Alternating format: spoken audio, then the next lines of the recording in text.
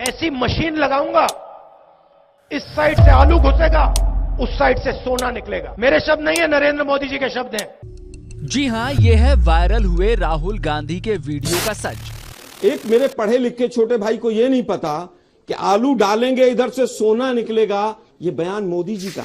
सोचिए कल से आपके पास सवाल पूछने का हक ना रहे, मीडिया में सिर्फ एक ही आवाज सुनाई दे और अपोजिशंस जड़ से खत्म हो जाए, तो समाज में बचेगा क्या?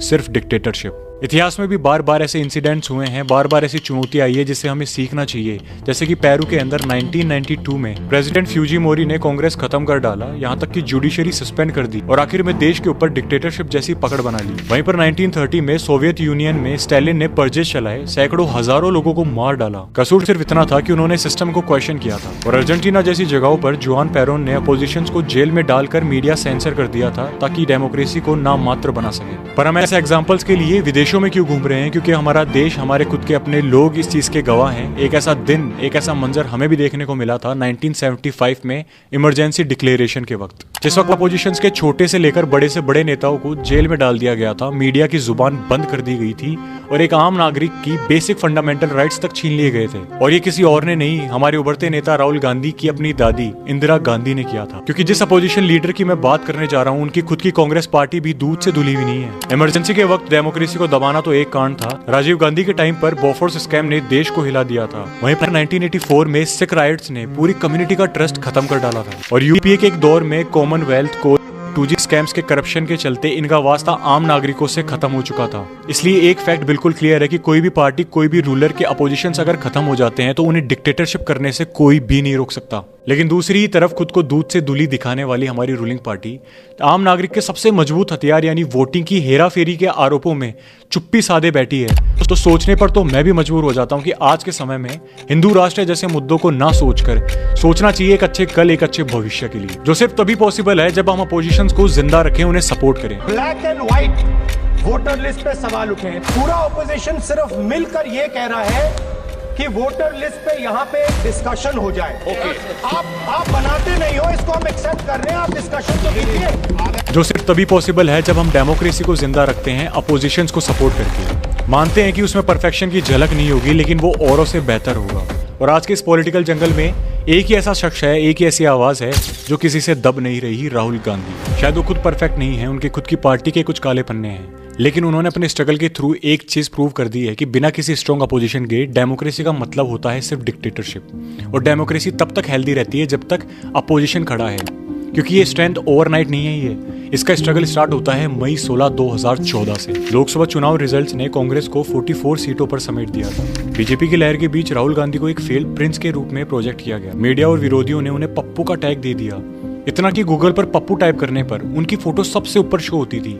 ये उनके पॉलिटिकल करियर का सबसे बड़ा आइडेंटिटी क्राइसिस था। और 2025 में राहुल 2 महीने के सबैटिकल के बाद वापस लौटते हैं और दिल्ली के रामलीला मैदान रैली और फिर लोकसभा में किसान मुद्दे पर सरकार को घेरा। आपकी सरकार सूट बूट की सरकार है। उन्होंने पीएम को सूट बूट की सरकार चलाने वाला एक नेता कहा। इशारा था 10 लाख के उस सूट के ऊपर जो पीएम ने उस टाइम पर पहना था, जो डायलॉग काफी फेमस होता है और मोदी सरकार की प्रो कॉर्पोरेट इमेज से जोड़ दिया गया। और दिसंबर 2017 में राहुल गांधी ने सोनिया गांधी से कांग्रेस का नेतृत्व संभाला। वो कांग्रेस के प्रेसिडेंट बनते हैं बिना किसी कंपटीशन, बिना किसी वोटिंग के। पर चुनौती अभी बहुत बड़ी थी क्योंकि उनके खिलाफ नैरेटिव अभी भी वही थे, डायनेस्टी, इनएक्सपीरियंस्ड और पप्पू। न्यूज़पेपर्स ने लिखा कि डायनेस्टी की चौथी पीढ़ी ने पार्टी पोजीशन संभाली, पर जो व्यक्ति पप्पू कहकर बदनाम किया गया हो, ट्रोल किया गया हो, उसके सामने कड़ी परीक्षा है। क्रिटिक्स ने भी सवाल उठाया कि पार्टी पोजीशन मिल जाने से पार्टी मजबूत नहीं हो जाती, राहुल गांधी इस जिम्मेदारी को उठा पाएंगे या नहीं। और वो किस्सा भी आपको याद होगा जब पीएम नरेंद्र मोदी को खुद से जाकर राहुल गांधी हक करते हैं और कहते हैं कि आप सभी के लिए मैं पप्पू हूँ, लेकिन मेरे अंदर आप लोगों के लिए कोई घृणा नहीं है।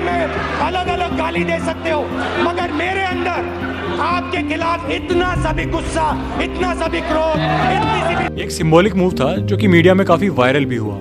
पर बीजेपी ने इसे ड्रामा बोला क्योंकि राहुल गांधी ने लोकसभा में राफेल और बेरोजगारी पर मोदी सरकार को घेर लिया था। और दिसंबर 2018 में राजस्थान, एमपी और छत्तीसगढ़ में जीत हासिल करने के बाद राहुल गांधी को अपने करियर की सबसे पहली और सबसे बड़ी सक्सेस मिलती है, जहां पर शशि थरूर जैसे नेता ने बोला कि राहुल को पूरा क्रेडिट मिलना चाहिए क्योंकि उन्होंने बहुत मेहनत की है, लगातार रैलीज की और पार्टी को लीड किया। ये राहुल के लिए वैलिडेशन थी क्योंकि 2014 की हार के बाद उन्हें मजाक का एक पात्र बना दिया गया था।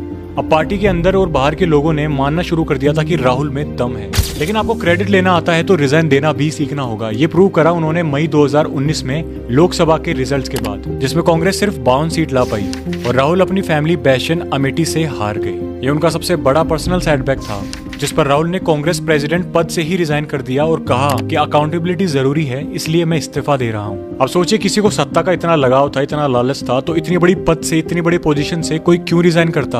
अब कुछ लोगों ने इसे प्रिंसिपल और वैल्यूज का नाम दिया, तो कुछ ने इसे अपोजिशन की वीकनेस कहकर पुकारा। लेकिन 2020 और 21 के चलते सेंट्रल गवर्नमेंट ने 3 फार्म लॉज पास किए, जिसके खिलाफ देश भर में किसान आंदोलन शुरू होता है और राहुल गांधी खुले तौर पर किसानों के साथ खड़े मिलते हैं। उन्होंने इस कानून को काला कानून और प्रो कॉर्पोरेट लॉ कहा, क्योंकि उनका मानना था कि मोदी जी ये कानून लाकर किसानों को पूंजीपतियों का गुलाम बना रहे हैं। अक्टूबर 2020 में पंजाब हरियाणा में ट्रैक्टर रैली निकालकर, जुलाई 2021 में एक ट्रैक्टर चलाकर पार्लियामेंट पहुंचकर उन्होंने सिंबॉलिक प्रोटेस्ट भी की। आखिरकार 1 साल के लंबे आंदोलन के बाद 2021 एंड में सेंट्रल गवर्नमेंट ने ये लॉज वापस ले लिए। राहुल गांधी की इस पर अहम भूमिका रही थी और किसान के एक बड़े नेता के रूप में इनको क्रेडिबिलिटी भी मिली। और अगले साल जून 2022 में ईडी ने राहुल गांधी को मनी लॉन्ड्रिंग जांच के सिलसिले में 5 दिन तक की लंबी पूछताछ के लिए बुलाया। नेशनल हेराल्ड न्यूज़पेपर के इस मामले में इन्वेस्टिगेशन के दौरान उन्हें 50 घंटे से भी ज्यादा का वक्त लगा, जिससे परेशान होकर कांग्रेस ने आरोप लगाए रूलिंग पार्टी के ऊपर कि सेंट्रल एजेंसियों का दुरुपयोग कर रही है, ओपोजिशन को सता रही है। और वाकई में ये नोटिस करने वाली चीज है कि 2014 के इलेक्शंस के बाद सेंट्रल एजेंसी जैसे ईडी और सीबीआई के रडार पर रहे हैं अपोजिशन के लीडर्स, चाहे वो रीजनल पार्टी से हो या फिर कांग्रेस पार्टी से हो, जिसके लिए मेरे पास काफी सारे एग्जांपल्स है। लेकिन सबसे पहला एग्जांपल मैं लेना चाहूंगा हिमांता बिस्वा का। 2014 में सीबीआई ने उनके घर पर रेड मारी थी Louis Berger water project bribery case में, जिसका कंक्लूजन निकलता है कि अगले ही साल अगस्त 2025 में वो अपनी पार्टी स्विच करते हैं कांग्रेस से बीजेपी की तरफ। और आयरनी सुनिए, इसके बाद केस में कोई एक्शन नहीं होता। दूसरा एग्जाम्पल लेते हैं सुवेदु अधिकारी का।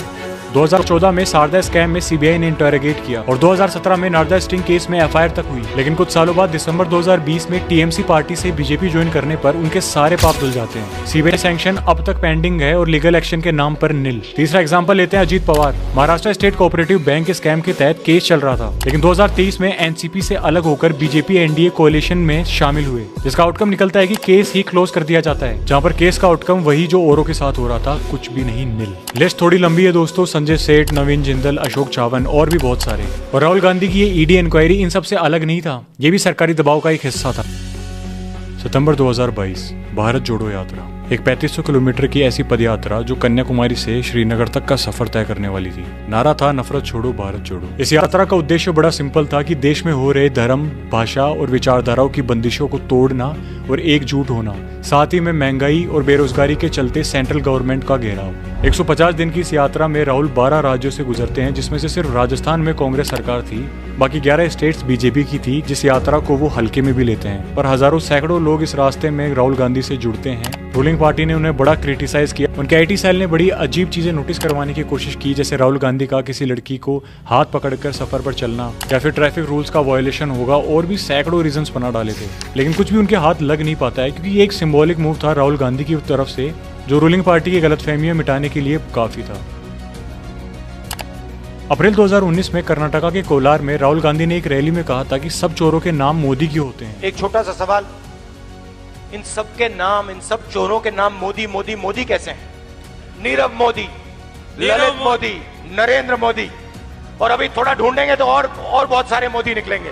जिससे ऑफेंड होकर बीजेपी विधायक ने 2023 में जाकर मोदी पर डिफेमेशन केस कर डाला, जिस मुकदमे में गुजरात के एक मजिस्ट्रेट ने राहुल गांधी को दोषी करार करते हुए 2 साल की सजा सुना दी, जिसके सुनते ही अगले ही दिन 24 मार्च को उनकी लोकसभा सदस्यता डिस्क्वालीफाई हो जाती है, क्योंकि रिप्रेजेंटेशन ऑफ पीपल एक्ट के तहत 2 साल या उससे ज्यादा की सजा पर एमपी ऑटोमेटिक निकाल दिया जाता है। लेकिन राहुल गांधी ने यहाँ पर हार नहीं मानी और सुप्रीम कोर्ट का दरवाजा खटखटाया, जिसमें सुप्रीम कोर्ट की 3 जजेस बेंच ने कहा कि ट्रायल जजेस ने 2 साल की मैक्सिमम सजा देने का कोई ठोस कारण नहीं बताया। कोर्ट ने यह भी ऑब्जर्व किया कि राहुल गांधी का बयान अच्छा नहीं था, पर इतनी कड़वी कार्रवाई वोटर्स को भी सजा देने के समान है जिन्होंने उन्हें चुना। इसलिए सुप्रीम कोर्ट ने 4 अगस्त 2023 को राहुल की कन्विक्शन सस्पेंड कर दी, यानी सजा पर अमल ठोक दिया। इससे उनके एमपी की सीट वापस पाने का रास्ता क्लियर होता है और अगले कुछ ही दिन में लोकसभा सेक्रेटरीट ने उनकी मेंबरशिप बहाल कर दी। जिस फैसले के बाद राहुल गांधी ने बड़े ही खुश होकर कहा कि सत्तामेव जयते, आज सत्य की जीत होती है। सुप्रीम कोर्ट का ये फैसला आने से ठीक कुछ दिन पहले जुलाई 2023 में 26 विपक्षी दलों ने इंडिया नाम का एक महागठबंधन बना लिया था, ताकि 2024 में मिलकर मोदी को चुनावी टक्कर दी जा सके। राहुल इस अलायंस के एक अहम मुख्य चेहरा थे और सुप्रीम कोर्ट के स्टे के तुरंत बाद राहुल ने पार्लियामेंट में विश्वास मत डिबेट रेड में हिस्सा लिया और मणिपुर हिंसा पर मोदी सरकार को जज के घेरा। ये वही नो कॉन्फिडेंस मोशन था जिनमें उनकी वापसी हुई। मैं मणिपुर गया, हमारे प्रधानमंत्री नहीं गए, आज तक नहीं गए, क्योंकि उनके लिए मणिपुर हिंदुस्तान नहीं है। ये दौर राहुल गांधी की इमेज को और भी मजबूत नेता के रूप में स्टैब्लिश कर गया, जिसके कुछ ही महीनों बाद वोटर्स की चोरी पकड़ी जाती है राहुल गांधी की टीम की तरफ से, जिसके ऊपर मैं बाद में डिस्कस करना चाहूंगा। लेकिन चलता हूं अभी थोड़ा आगे।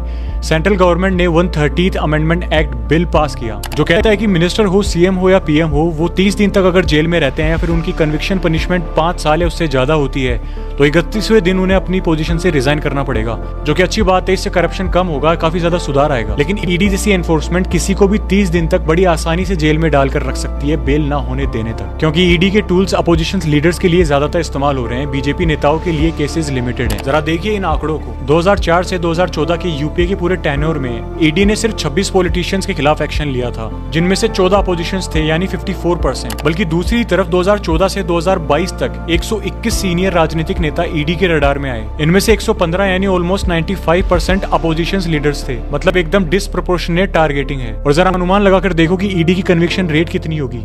1%, क्योंकि 2015 से 25 के दौरान ईडी ने टोटल 193 केसेस रजिस्टर किए एमपीज और एमएलएस के अगेंस्ट, जिनमें से सिर्फ 2 कन्विक्शन हुए हैं, जिनके लेटेस्ट एग्जांपल है जिबन साहा और सौरभ भारद्वाज। दोस्तों, मैं किसी पर्टिकुलर लीडर की इमेज क्लियर करने के लिए वीडियो नहीं बना रहा हूँ। मेरा उद्देश्य सिंपल है कि अगर अपोजिशन खत्म हो गए तो ये हम आमजन के लिए ही खतरा बनेगा, क्योंकि जहाँ अपोजिशन नहीं होते वहाँ डिक्टेटरशिप पलती है। और डेमोक्रेसी की सबसे बड़ी स्ट्रेंथ है ये आवाजों के रंग बिरंगे चौरस। तो अपने सवाल जिंदा रखो और एक अच्छे लीडर को सपोर्ट करो। डेमोक्रेसी का सबसे बड़ा सोल्जर हम खुद हैं। ना अपोजिशन देश बचाएगी, ना रूलिंग पार्टी के प्रोमिसेस। आखिर में देश का भविष्य सिर्फ आम आदमी के लगे उंगली पर स्याही डिसाइड करेगी।